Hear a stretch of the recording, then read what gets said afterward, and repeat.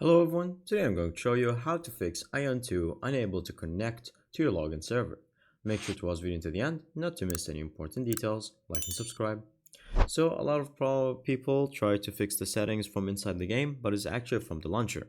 So if you leave outside and you click on this window right here, simply click on it right here for Aion, and then all you have to do is to go to the small switch and click on redirect and then enable it. And once you do that, click on apply routes.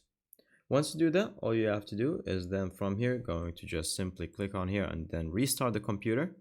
And then once you restart the computer, then all you have to do is just switch on the game. Make sure that you don't have any VPN enabled or any of the servers are altered. And that is pretty much it. Once you do all these steps, you should be all good to go. Launch the game and it will run directly and smoothly. And that's pretty much it. Thank you guys for watching. See you next time. Bye bye.